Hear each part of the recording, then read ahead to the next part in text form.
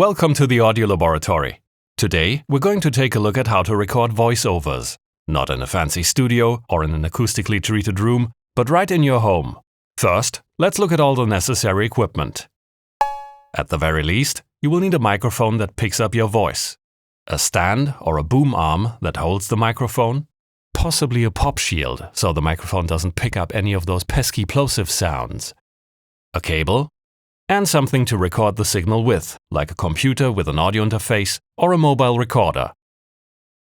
Maybe also something to sit on. And a nice warm cup of tea to soothe your voice.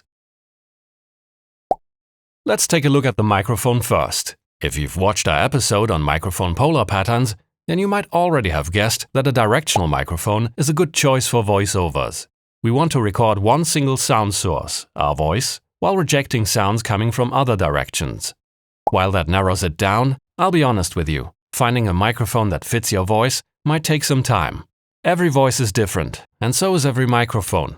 One microphone might tame the unpleasant sibilant S sounds on one person, while it makes another person's voice sound dull and lifeless. I really like how my voice sounds through the AudioTechnica AT4047. This is my go-to voiceover mic, and all it needs in post is a small EQ boost for the high frequencies. This still costs a lot of money, so to offer you some more budget-friendly alternatives, here's me speaking through the Rode NT1 microphone with the same post-processing as before. The NT1 is a good entry-level voiceover mic, and you can't really go wrong with it. And this is the Tbone SC300, pretty much the least expensive microphone we could find in the shop. You can hear that it has a higher noise floor. This level of noise is still manageable, and I'll show you how to deal with it in the upcoming episodes about dialogue editing. But the low noise on the other two mics is really nice to have. This is the Zoom H6, a mobile recording device with built-in microphones. You could simply use this mounted on a stand to record the voiceover, which would save you the need for an external microphone. Let's hear them again real quick one after another, after the dialogue is edited and all the work is done. If you want to see more videos like this one, subscribe and ring the bell. If you want to see more videos like this one, subscribe and ring the bell.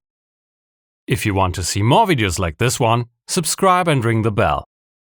If you want to see more videos like this one, subscribe and ring the bell. If you want to record your voiceover using a computer, you might run into a problem, because unless that computer is absolutely silent, you will probably hear its fans running in the background on your recording.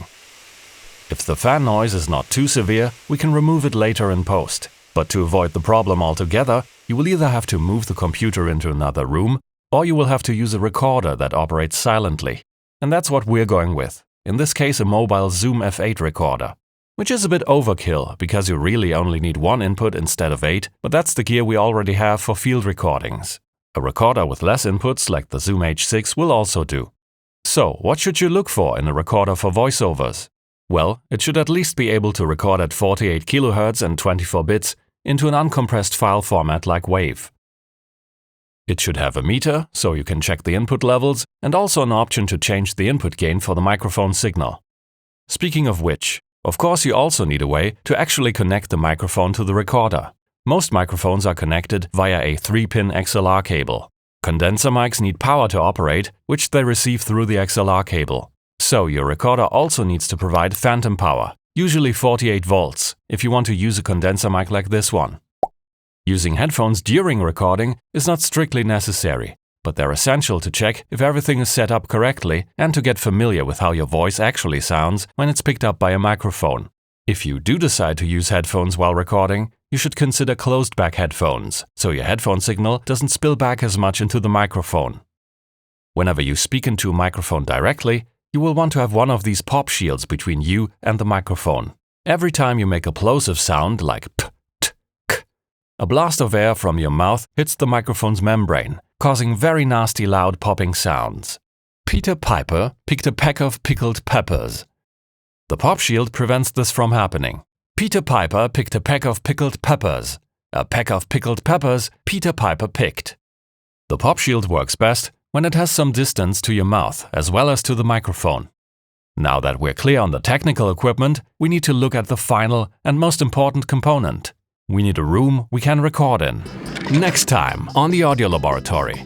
Captain Pikant and the intern go hunting for a suitable room for voiceovers. But will they find one? Stay tuned.